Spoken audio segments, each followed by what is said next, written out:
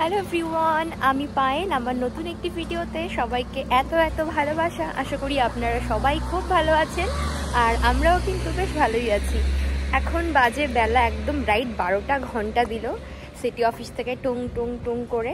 তো তারপরে আমি আধা ঘন্টা মতো আগে আমি বেরিয়েছি, কয়েকটা জিনিসপত্র নেবার ছিল, ঘরে ওকে রয়েছে, তো ওকেতেই আমি এখন যাচ্ছি। আর কিছু বাজার নিয়েছি ইদা থেকে, সেটাও এখানে রয়েছে। আর খুব বেশি কিছু নেব না, কয়েকটা টুকটাক জিনিসই নেব। তো চলুন ধীরে ধীরে যাই। আর আজকে বিশাল রোদ্দুর। এটি জাপানের বেশ বিখ্যাত একটি সুপার শপ। এদের স্টোরগুলি প্রত্যেকটা শহরে দুটো তিনটে করে তো থাকবেই। একই ছাদের নিচে ফল মূল শাকসবজি মাছ মাংস থেকে শুরু করে চাল ডাল নুন সবই পাওয়া যায়। বেশ সস্তায় জিনিসপত্র বিক্রি করেন তারা, এবং অনেক জিনিসপত্র নিলে তাতে বেশ লাভবান হওয়া যায়।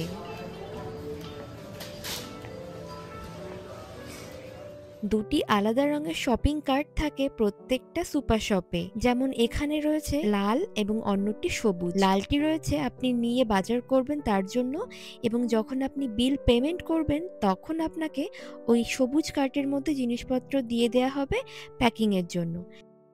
ঢুকেই সবার প্রথমে চোখে পড়লো এই সিজনের প্রথম তরমুজ। অতটাও লাল বা মিষ্টি নয়, আগেও একদিন নিয়েছিলাম, তবে বছরের প্রথম ফল তো খেতে মন্দ লাগবে না আশা করি। দাঁড়ান ভালো করে দেখে দেখে নিলাম, দুটোই তো রয়েছে, তার মধ্যে একটা একটু বেশি ভালো আর অন্যটা বিচ্ছিল। যাই হোক, একটা তরমুজ নেয়ার পর এবার নেব কিছু আঙুর। লাল আঙুর রয়েছে, সবুজ আঙুর রয়েছে, আবার সবুজ লাল দুটো একসঙ্গে মিলিয়েও রয়েছে। তো আমি দুটো একসঙ্গে মিলিয়ে যেটা রয়েছে সেটাই একটা প্যাকেট তুলে নিলাম।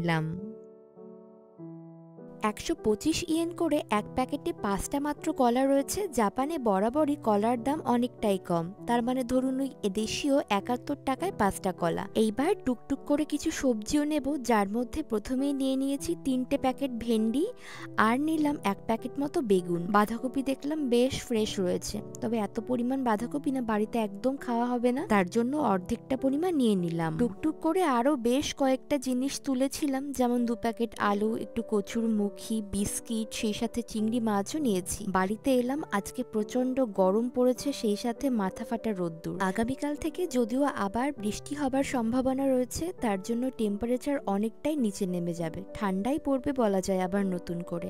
এই সপ্তাহটা পুরোপুরি বৃষ্টির মধ্যে দিয়ে যাবে, তারপরে আস্তে আস্তে আবার টেম্পারেচার বাড়বে। ওপর থেকে বাড়ির জানলাটা খুলে নিচে ওই যে পোষ্য আর তার মালিক দুজনের কথোপকথন আর ভাবভঙ্গি আমি লক্ষ্য করছিলাম। বেশ ভালো লাগলো, কি দারুণ শিক্ষা ওই পোষ্য কুকুরটির।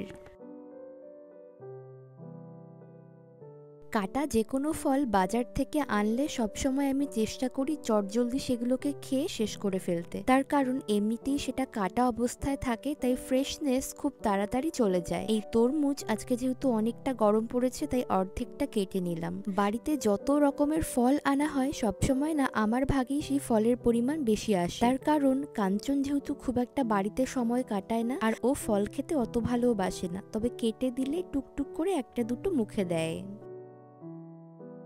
আজকে আর আমার দুপুরবেলার খাবারে ভাত ডাল মাছ তরকারি কোনো কিছুই খেতে ইচ্ছা করছে না, তাই একটা ইনস্ট্যান্ট উদনের বোল নিয়েছি, তার মধ্যে একটু গরম জল দিয়ে দিলাম মশলাগুলো ঢেলে। এদিকে চলুন কিছু ফল কেটে নিই। যে তরমুজখানা আনলাম সেটাকে আগে অল্প একটুখানি কেটে নিচ্ছি, কারণ এই তরমুজ সবটা তো আমি খেতে পারবো না, অর্ধেকটা পরিমাণ আমার জন্য আর বাকি অর্ধেকটা কাঞ্চনের জন্য। তরমুজ এমনিতেই ভারী জলজ আর নরম ফল, তাই মুখে দিলেই মিলিয়ে যায়। আর জানেন, আজকে বাজারে নতুন একখানা কিউই দেখতে পেলাম, এই লাল কিউই। আগে যদিও গোল্ডেন কিউই আর নর্মাল যে সবুজ কিউইটা সাধারণত আমরা বাজারে দেখতে পাই সেটাই খাওয়া হয়েছে, তবে এত বছরে আজই প্রথম আমার চোখে পড়লো এই লাল কিউই। আর নতুন যে কোনো জিনিসের প্রতি আমাদের সবারই তো বেশ ঝোঁক থাকে, তাই দেখতে পেয়ে দুটো মতো কিউই নিয়ে চলে এসেছি।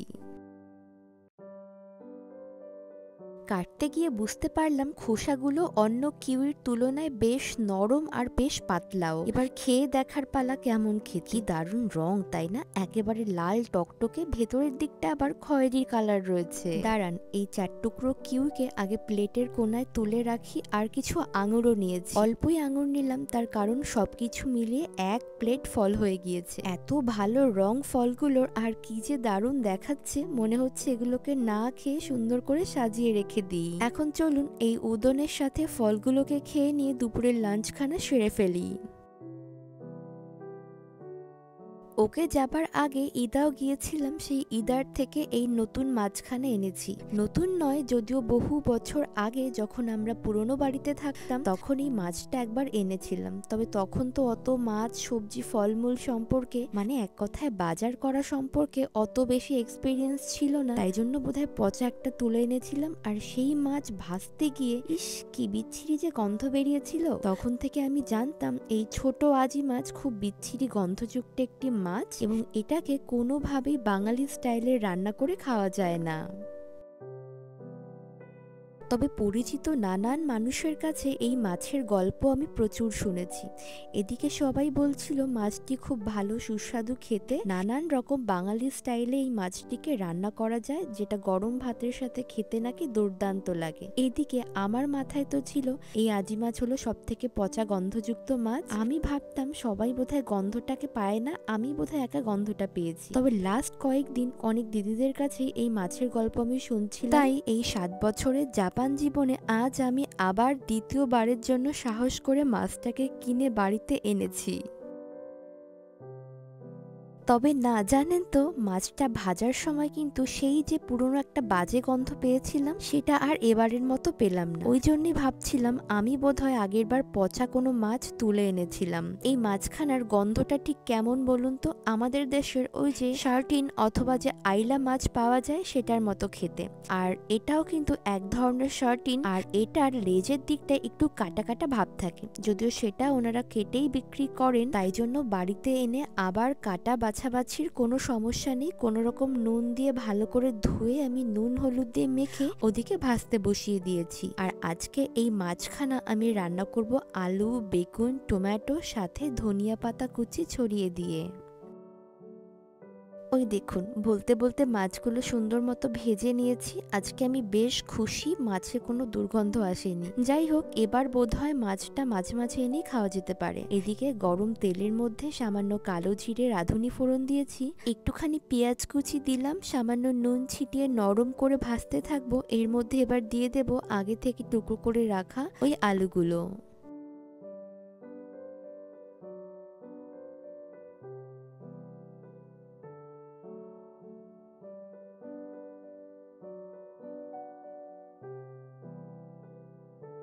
আলুগুলো অল্প অল্প ভেজে নিয়েছি, বেশি ভাজলে আবার সেগুলোকে পরে ঝোলের মধ্যে খুঁজে পাবো না। বেশি নরম হয়ে গেলে আবার ঝোলের মধ্যে তা ঘন্ট পাকিয়ে যাবে। কেটে রাখা বেগুন, টমেটো, হলুদ আর দিলাম অল্প একটু ঝাল লঙ্কার গুঁড়ো। এবার এই সবকিছু অল্প জল দিয়ে সুন্দর মতো কষিয়ে নেব। এই মাছ কেনার সময় জানেন আমি ঠাকুরকে যে কতবার ডেকেছি, শুধুই মনে মনে বলছিলাম হে ঈশ্বর সবার কথাই যেন মিলে যায়, আমি যেন ভুল হই এবারের মতো। তার কারণ এই টাকা দিয়ে মাছ কিনে সেটাকে যদি কড়াই ভর্তি সবজি মশলা দিয়ে রান্না করার পর ফেলে দিতে হয়, তার থেকে কষ্টের আর কিছু হতেই পারে না। তবে মাছের দাম অনেকটাই কম, 6টা মতো মাছ ছিল, দাম নিয়েছিল 231 ইয়েন। ইন্ডিয়ান টাকায় ধরুন যেটার দাম পড়ছে প্রায় 150 টাকার মতো। যাই হোক, মশলার সঙ্গে সবজিগুলোকে ভালো মতো কষিয়ে নিয়েছি। ঝোলের জন্য গরম জল দিয়ে ঝোলটাকে ফুটতে দিলাম ঢাকা দিয়ে। এদিকে আবার আমি একটু তিতো ডাল বসিয়েছিলাম, সেটাকেই এখন ফোড়ন দেবার পালা। তিতো যে কোনো খাবার আমি এবং কাঞ্চন বেশ পছন্দ করি, তবে আজকের ডালটা মটর বা ছোলা নয় বরং মুসুর ডাল। গত সপ্তাহের আনা ফ্রিজে বেশ খানিকটা সজনে ডাঁটা ছিল, সেটাও ডাল সিদ্ধ করার সময় দিয়ে দিয়েছিলাম। আর তিতোর ডালে একটুখানি আদা ফোড়ন দিলে তার সুগন্ধটা অনেকটাই ভালো আসে, তাই একটু আদা কুচিটাকেও ভালো করে ভেজে নিয়ে এখন ওই যে ডাল সিদ্ধর সঙ্গে যে সজনে ডাঁটা ছিল সবকিছু ঢেলে দিলাম। এবার এটার মধ্যে আর তেমন কিছু কারসাজি করার নেই, এইবার এটাকে বেশ অনেকক্ষণ ধরে টকবগিয়ে ফোটাতে হবে। বেশ খানিকটা ঘন হয়ে এলে নুন চিনি চেক করে অন্য পাত্রে নামিয়ে রাখবো। এদিকে আবার মাছের ঝোলটাও বেশ সুন্দর মতো হয়ে এসেছে। এটার মধ্যে এবার ওই যে ভাজা মাছগুলো সেগুলোকে অ্যাড করে দিলাম। বেশ নরম তো মাছগুলো, ওই জন্য স্প্যাচুলা দিয়ে খুব হালকা হাতে নেড়ে চেড়ে দিচ্ছি। এবার এটাকে আরো একটু ঢাকা দিয়ে রান্না করব। বেশ অল্প ঝোল রাখলেই এটার স্বাদ যেন আরো ভালো হবে আমার মন বলছে। যাই হোক, ঝোলটা বেশ অনেকটাই কমে এসেছে। এবার ওপর থেকে বেশ খানিকটা ধনিয়া পাতা কুচি ছড়িয়ে দিলাম। এই ধনিয়া পাতা দিয়ে যদি আরো বেশ কিছুক্ষণ রান্না করি তাহলে তার সুগন্ধ একেবারেই উড়ে চলে যাবে ফুরুত করে। তার জন্য বাপু যেমন আছে তেমন থাক। তার জন্য ঢাকা দিয়ে আবার রেস্টে রাখবো। রাতে যখন ডিনার করব তখন না হয় আবার গরম করে নেব আরো একবার। আর আগামীকালকে শনিবার, যেহেতু ছুটির দিন রয়েছে, তাই কাঞ্চন আজকে এলে পাশের পার্কে একটু হাঁটতে যাব। দুজন বন্ধু বলল সেখানে নাকি বেশ সাকুরা ফুটে গিয়েছে গতকাল থেকেই।